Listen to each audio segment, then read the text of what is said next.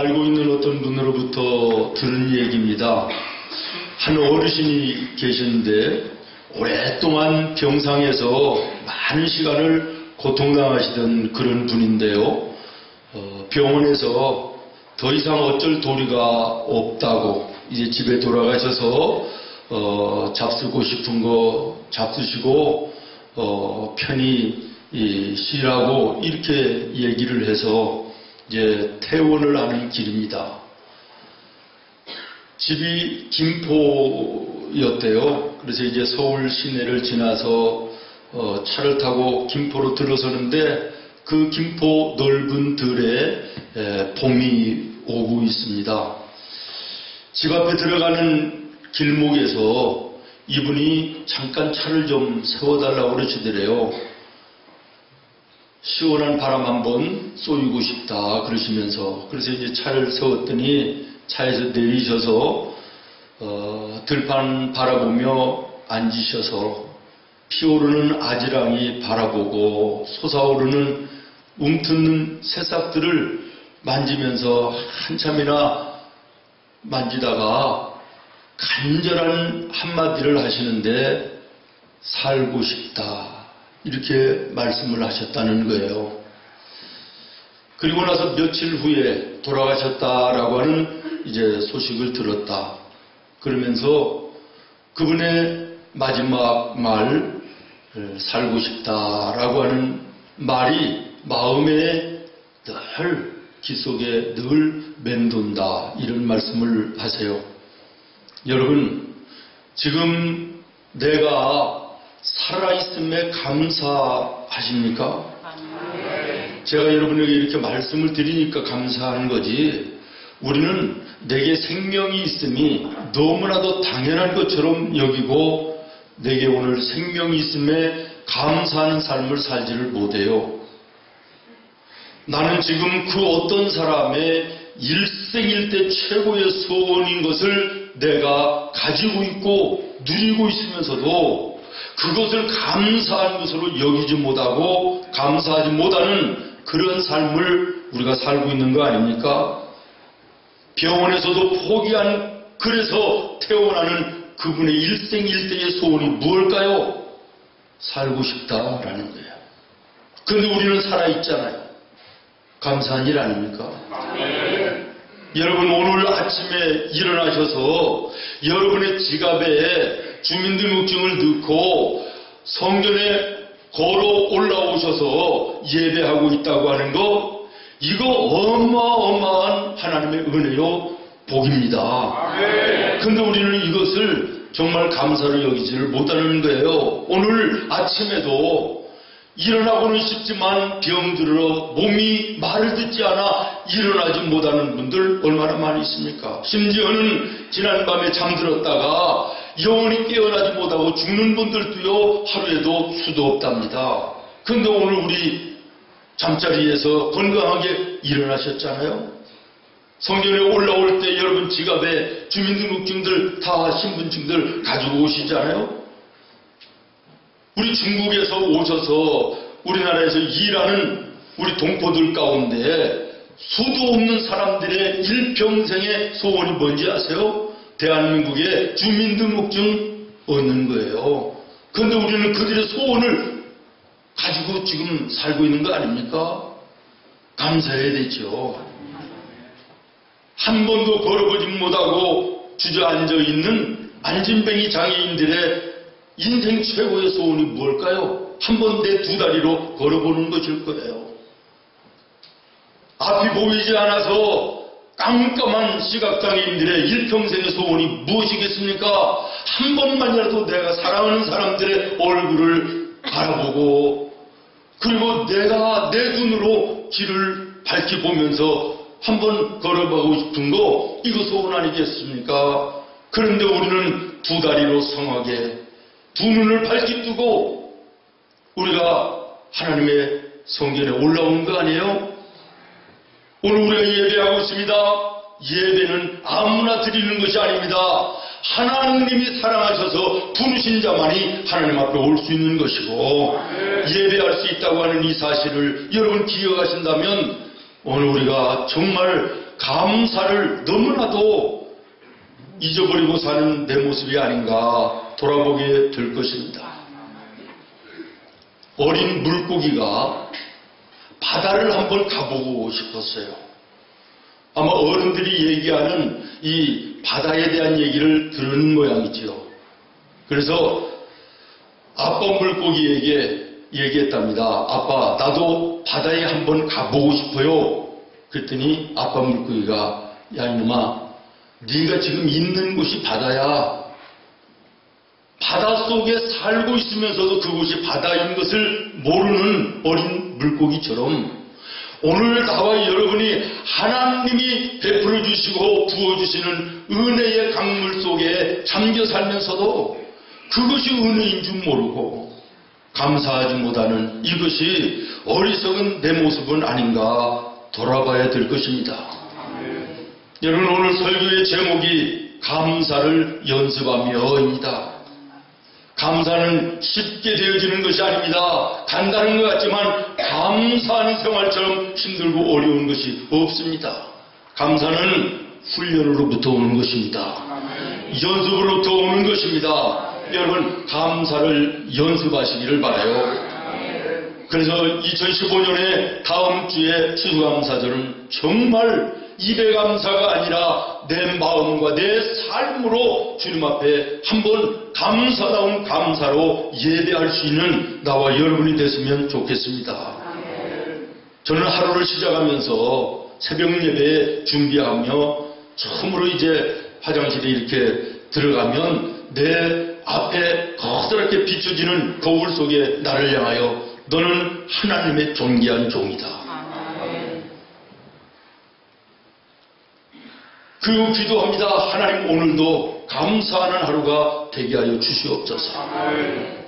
그리고 시간 날 때마다 의지적으로라도 내가 찬양합니다. 오늘도 감사하며 살리라. 오늘도 감사하며 살리라. 이제 하루하루를 감사하며 살리라. 오늘도 감사하며 살리라. 할렐루야.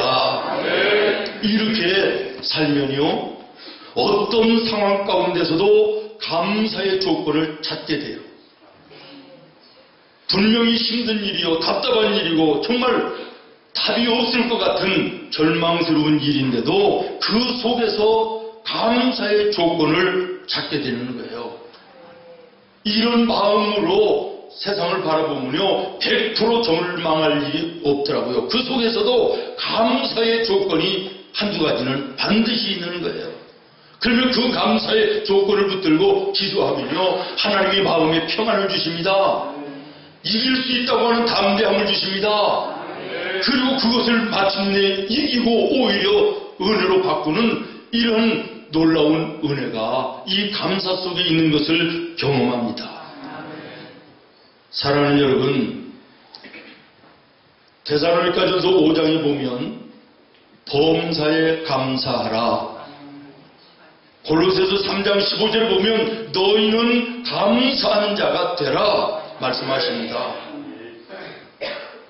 감사하기를 바란다, 감사하는 것이 좋다, 감사를 권면하는 이런 말씀이 아닙니다. 범사에 감사하라는 명령인 것입니다. 너희는 감사하는 자가 되라, 명령인 것이에요. 다시 말하면 예수 믿는 성도들은 감사를 생활 속에 해도 안 해도 괜찮은 것이 아니라 반드시 감사하는 삶을 살아야 된다는 것입니다. 하나님의 명령인 것입니다. 여러분, 고린도전서 15장 9절부터 10절의 말씀을 한번 쭉 여러분이 눈으로 한번 읽으시기를 바라요. 고린도전서 15장 9절로 10절 말씀을 보면요, 우리가 주목해서 보아야 될 말이 뭐냐면, 그러나 나의 나 된 것은 하나님의 은혜로 된 것이니. 그 다음에 10절의 마지막 부분에 오직 나와 함께 하신 하나님의 은혜로라. 그렇습니다. 사랑하는 여러분, 우리가 나의 나 된 것은 하나님의 은혜다라는 것을 깨달을 때 우리는 진정한 감사를 생활 속에 하며 살 수 있는 것입니다. 모쪼록 오늘 이 아침 여러분 이것이 깨달아지기를 바라요. 나의 나 된 것이 하나님의 은혜다. 아멘. 사업에 크게 성공해가지고 아주 부자가 된 장로님이 계셨습니다. 그런데 하루는 잠을 자는데 누가 찾아왔어요. 천사인지 묻는 거예요. 당신은 무엇 때문에 그렇게 크게 성공을 했습니까? 예, 내가 학교 다닐 때 다른 애들보다 좀 공부를 잘했습니다. 그랬더니 공부를 잘한 것은 당신보다 더 잘한 사람들이 많이 있습니다. 그러는 거예요. 예, 내가 이쪽에서 기술을, 내가 좋은 기술을 가지고 있기 때문이죠. 그랬더니 기술도 당신보다 더 좋은 기술을 가진 사람들이 많습니다. 그러는 거예요. 그럼 내가 능력이 있어서 성공을 했겠지요. 그랬더니 당신보다 능력이 더 많은 사람들 많이 있습니다. 이렇게 얘기하는 거예요. 이 장로님이 한참 생각하다가 제가 뭐 자랑할 것이 있겠습니까? 있다고 하면 하나님의 은총이지요. 이렇게 대답을 했다고 해요. 여러분, 그렇습니다. 바로 그것입니다. 사도 바울처럼 나의 나 된 것은 하나님의 은혜로 된 것이지, 내가 잘나고 똑똑하고 기술이 있고 능력이 있어서 된 것이 아니라는 사실을 하나님 앞에 진정으로 고백할 때 우리는 거기에서 진정한 감사가 시작될 수 있음을 기억하시기를 바랍니다. 그리고 진정한 감사가 내 심령에서, 내 생활 속에서 드려질 때 내 삶이 하나님이 정말 함께 하시고 간섭하시고 피를 채워주시며 풍성한 은혜의 인생길을 걸어가게 하시는 줄로 믿습니다. 우리 성도들이 수많은 세상 사람들 가운데 구원받고 왕같은 제사장으로 구별받은 이거, 내가 오늘 내가 소유하고 있는 모든 것들, 내가 이루어 놓은 거, 그리고 하루하루 살아가면서 지금까지 살아온 이 모든 것이 하나님의 은총이요, 하나님의 은혜입니다. 이것을 아는 신앙이 바른 신앙입니다. 이것이 믿음의 철든 성도의 모습인 것입니다. 여러분 한번 따라하겠습니다. 믿음의 철든 성도가 되자. 믿음의 철든 성도가 되자. 믿음의 철든 성도가 되자. 믿음의 철든 성도가 되자. 우리 지난 주일에도 이걸 따라서 한번 해보셨을 거예요. 옆에 분들하고 한번 또 인사 한번 해보실래요? 네, 지난번에 했으니까 오늘 그만두고 제발 부탁하는 것은 믿음의 철든 성도가 될 수 있기를 바랍니다. 영어로 은혜라고 할 때 그레이스라고 그래요. 감사를 그리 뒤더라고 그래요. 이 두 단어가, 은혜와 감사라는 두 단어의 어원이 똑같다는 사실을 여러분 아십니까? 다시 말하면 은혜를 깨닫는 자가 진정한 감사를 할 수 있는 자가 된다라는 거예요. 정말 나의 나 된 것이 내 때문이 아니라 하나님의 은혜입니다 라는 이 은혜를 진정으로 깨닫는 자가 진정한 감사를 할 수 있는 자요, 진정한 감사할 수 있는 자가 하나님의 영광을 보며 하나님의 은혜를 이 땅 위에 풍성하게 누리는 삶을 살게 되는 것이죠. 오늘 본문 27절에 보면 이것이 주의 손이 하신 일인 줄을 그들이 알게 하소서. 주 여호와께서 이를 행하셨나이다. 지금까지 살아오며 나의 다 된 것이 하나님의 은혜인 것을 압니다라는 고백이며, 또한 이러한 사실을 나를 해롭게 하는 저 사람들도 알게 해 주시옵소서라고 하는 다윗의 하나님을 향한 기도인 것입니다. 신명기 8장 17절로 8절에 보면 모세는 경고합니다. 내 마음에 이르기를 내 능력과 내 손의 힘으로 내가 이 재물을 얻었다 말할 것이라. 내 하나님 여호와를 기억하라. 그가 내게 재물을 얻을 능력을 주셨습니다. 내 힘과 내 능력으로 나는 재물을 얻었고 누리고 산다라고 하나님 앞에 교만하고 범죄할까 싶어서 지금 모세는 경고하는 것입니다. 네가 오늘 누리고 있는 부귀영화, 네 잘나고 내 똑똑해서가 아니다. 하나님이 너에게 건강을 주시고 생명을 주시고 기술을 주시고 일할 수 있는 능력을 주셨기에 네가 일하여 재물을 모아 누리며 살고 있는 것이다. 하나님 앞에 겸손하라는 것입니다. 하나님께 감사하라는 것입니다. 오늘 모세의 이 경고가 나를 향하신 하나님의 경고로 들어야 될 줄로 믿습니다. 그 다음으로 생각할 것은, 내가 세상에 올 때 빈손으로 왔다는 사실을 깨달을 때 우리는 진정한 감사를 하나님께 드릴 수 있습니다. 우리가 이 세상에 올 때 빈손으로 왔다는 이 사실을 모르는 사람이 어디 있습니까? 어린애들도 압니다. 그러나 알고 있는 그것이 마음으로 아는 것이 아니라는 거예요. 정말 내가 세상에 나올 때 아무것도 없는 빈손으로 나왔다라는 사실을 분명하게 자각하는 사람은 생활 속에 감사할 수밖에 없다는 거예요. 원망하고 불평할 일이 없다는 거예요. 믿습니까? 여러분, 지금 우리 가지고 있는 모든 거 출생 이후에 얻어진 것이지 날 때부터 가져온 게 어디 있어요? 우리 조명 장로님 안경 끼셨는데 엄마 뱃속에 나올 때 안경 끼고 났어요? 돋보기? 우리가 걸치고 있는 옷 한 조각도 가지고 온 것이 없어요. 빈손으로 오는 거예요. 그 이후에 하나님께서 우리에게 모두 주신 거예요. 그런데 주신 거 여러분 한번 세어보십시오. 셀 수조차 없습니다.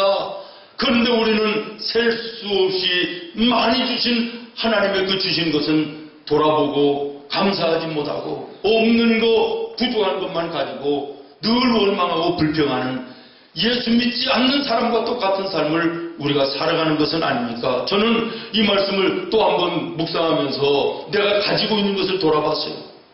너무 셀 수가 없는 거예요. 숫자로 셀 수 없는 거예요. 내 사랑하는 부모 형제가 있습니다. 내 자녀들이 있습니다. 우리 성도들이 있습니다. 하나님 섬길 수 있는 교회가 있습니다. 이번 주간에 제가 옷을 갈아입으려고 장롱을 이렇게 열었다가 깜짝 놀랐어요. 그전에는 그렇게 감사를 못했는데 내가 입을 옷이 한두 벌이 아니에요. 장롱에 가득해요. 얼마나 감사한지. 넥타이를 보니까 넥타이가 중간중간에 나눠주기도 하고 아는 사람들, 목사님들 나눠주기도 하는데 넥타이가 한 3, 40개가 되는 거예요. 이분이 저분이 선물하고 받고 이런 것들이 또 아무리 세려고 해도 하나님이 주신 것 너무 많아 셀 수가 없는데 우리는 하나님이 주신 것을 감사하지 못하고 살 때가 얼마나 많이 있는지 모르겠습니다. 사랑하는 여러분, 욥이 말합니다. 욥기 1장 21절에 이렇게 얘기합니다. 내가 모태에서 알몸으로 나왔은즉 또한 알몸이 그리로 돌아가올지라. 주신 이도 여호와시요 거두신 이도 여호와시니 여호와의 이름이 찬송을 받으실지니이다. 가지고 있는 모든 거 전부 다 하루아침에 날라가 빈털터리가 된 욥이 하나님 앞에 이렇게 고백하는 것입니다. 모든 것 주신 분이 하나님이시니 하나님이 또한 가져가실 수도 있는 것이니 내가 왜 원망하겠으며 내가 왜 불평할 것이 무엇 있겠느냐라는 거예요. 나는 오히려 감사한다는 거예요. 여러분, 이 감사가 진정한 감사임을 믿습니다.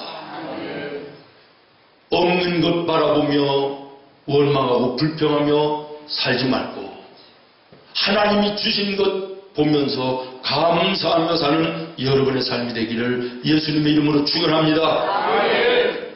마지막으로 한 가지, 하나님의 섭리를 믿는 자가 진정으로 감사할 수 있습니다.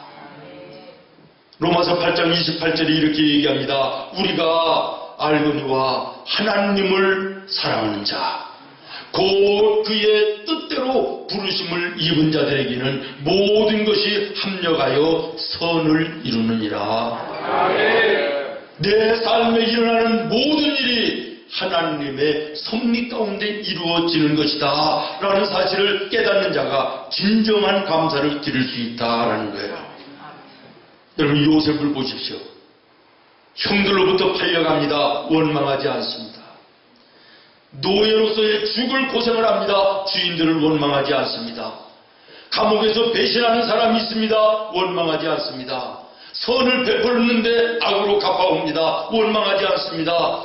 하나님만 바라보며 주어진 자리에서 열심히 충성스럽게 일했더니 하나님과 사람들로부터 인정받고 사랑받아 자라는 것처럼 애굽의 국무총리가 됩니다.